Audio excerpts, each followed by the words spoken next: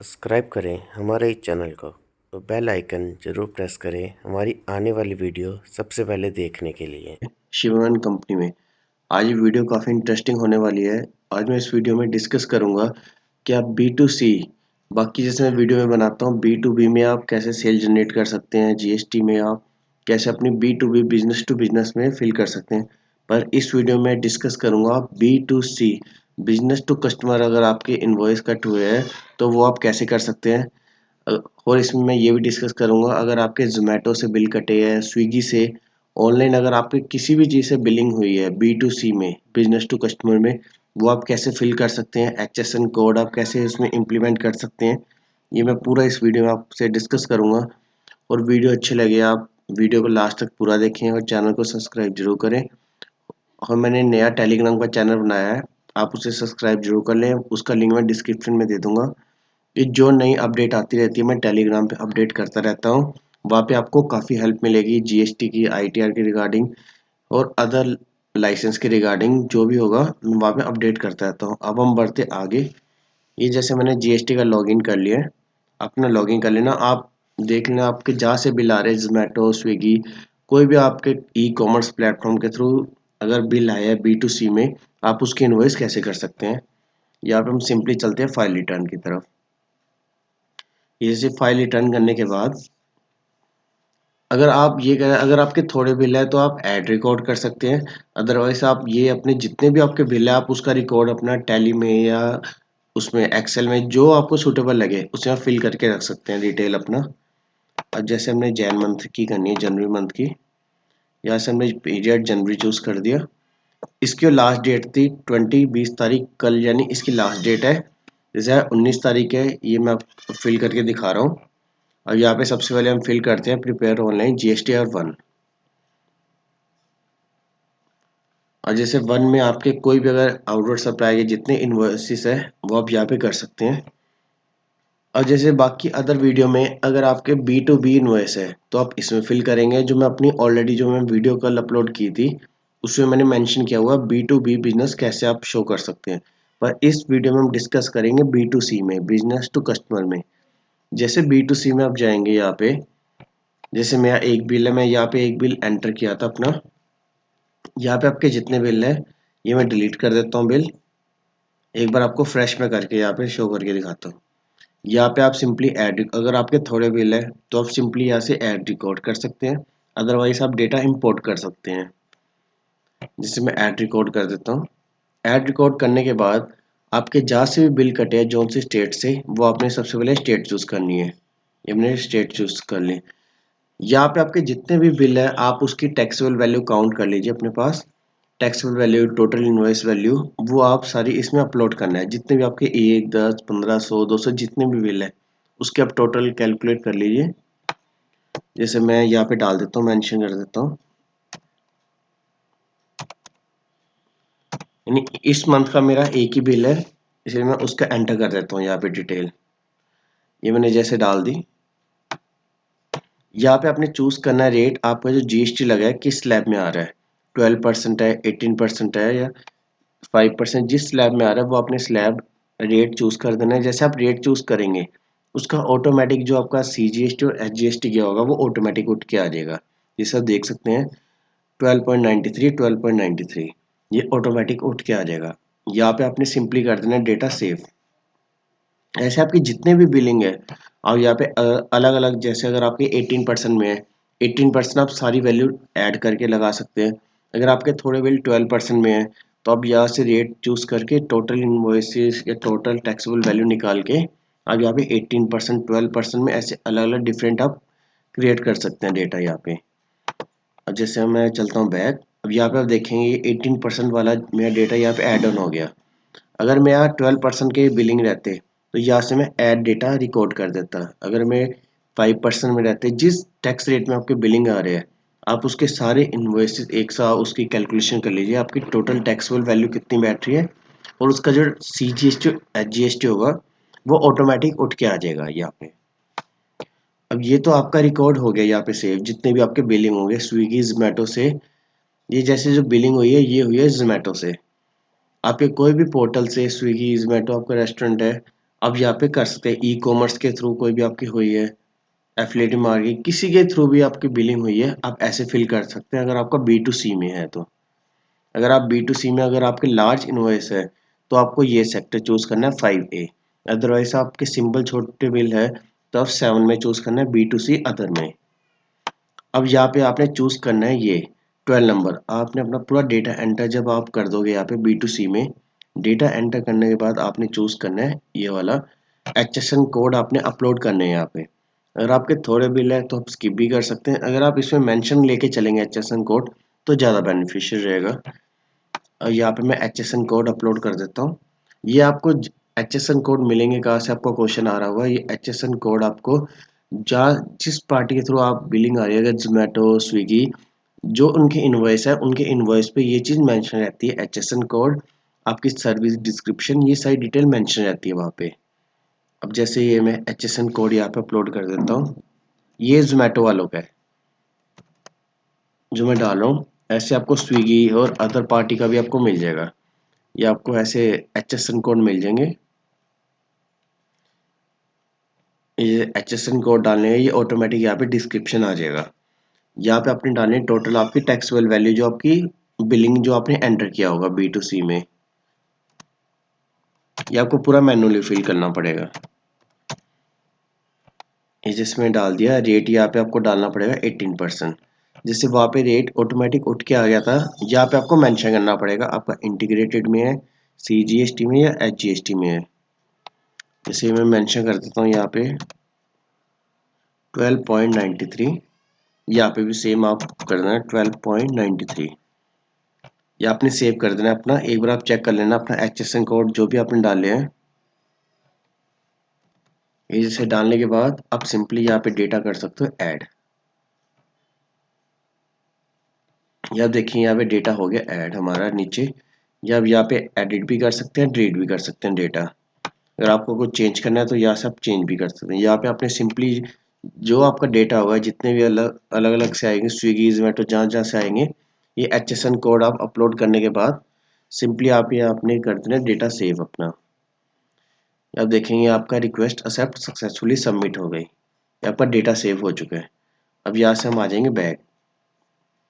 अब बैक आने के बाद यहाँ पे आपने अपनी डिटेल फिल कर दी। ये देखिए HSN की आपकी समरी यहाँ पे अपलोड हो चुकी है। यहाँ पे B2C में आपके इनवॉइस जितने भी आपके इनवॉइस होंगे 1 2 10 50 100 1000, वो आप ऐसे कर सकते हैं, फिर ऐड कर सकते हैं, नहीं तो आप वहाँ से इंपोर्ट कर सकते हैं डेटा। ये करने के बाद सिंपली आपने कर देना है जनरेट GSTR 1 समरी। ये जैसा समरी जनरेट कर देंगे, यहाँ पे जैसे शो कर रहा है 5 मिनट पर, ये आपका 5 मिनट से पहले आपका हो जाएगा। ये मैं सिंपली यहाँ पे कर दूँ रिफ्रेश, आप देख सकते हैं अभी प्रोग्रेस में है। ये विद इन आपका 20 to 30 सेकेंड लगते हैं, ये आपका हो जाता है। यहाँ पे आप देख सकते हैं 20 to 30 सेकेंड के अंदर ये हमारी हो गई, समरी जनरेट हो गई। समरी जनरेट होने के बाद आपने सिंपली करना है आई एक्नॉलेज पे क्लिक। आई एक्नॉलेज पे क्लिक करने के बाद आपने रिकॉर्ड कर देना अपना सबमिट। यहाँ से जैसे सबमिट करेंगे यहाँ पे आएगा, आप इसके बाद प्रोसीड सबमिट करने के बाद आप चेंजेस नहीं कर सकते इसमें। ये जैसे करने के बाद यहाँ पे हम कर देंगे सिंपली रिफ्रेश। रिफ्रेश करने के बाद यहाँ पे आपने कर देना है फाइल रिटर्न। जैसे फाइल रिटर्न करेंगे ये आपकी ITR 1 हो जाएगी यहाँ पे कंप्लीट OTP के बाद। यहाँ पे आई हेयर पे क्लिक करना है, ऑथराइज सिग्नेटरी। अब यहाँ पे आपके पास दो ऑप्शन है, आप DSC के थ्रू कर सकते हैं, EVC के थ्रू कर सकते हैं। मैं यहाँ पे EVC के थ्रू करता हूँ। ये जैसे मैं OTP आते जैसे आप यहाँ पे OTP जो आपका रजिस्टर नंबर और रजिस्टर मोबाइल होगा उस पर OTP आएगा, ये आपकी सबमिट हो जाएगी रिटर्न। ये देखिए जैसे मैंने यहाँ पे OTP डाल दिया है, ये मैंने कर दिया यहाँ पे वेरीफाई। अब देखेंगे यहाँ पे रिटर्न हमारी हो चुकी है सबमिट सक्सेसफुली। GSTR 1 ये हमारी सबमिट हो गई।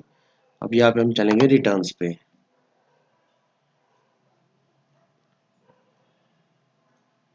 ये रिटर्न पे चलने के बाद अब यहाँ पे हमने पीरियड चेक करना है जनवरी का जो हम फाइल कर रहे हैं।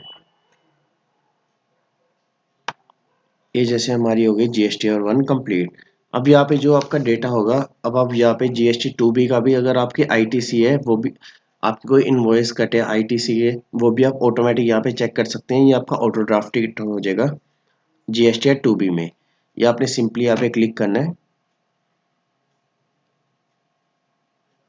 क्लिक करने के बाद आप यहाँ पे देखेंगे जो आपका डेटा होगा ये यहाँ पे ऑटोमेटिक आ जाएगा।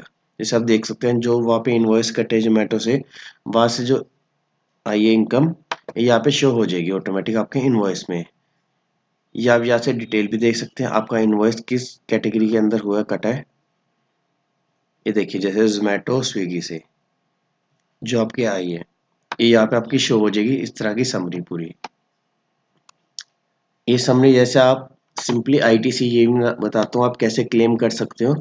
और अब हम बढ़ते हैं आगे जीएसटी 3B की तरफ। ये मैंने कर लिया जनवरी मंथ चूज। यहाँ पे आप देखेंगे GSTR 1 हमारी कंप्लीट हो चुकी है, फिल्ड हो चुकी है। अब हम करेंगे GSTR 3B। यहाँ पे आपने सिंपली करना है प्रिपेयर ऑनलाइन पे क्लिक।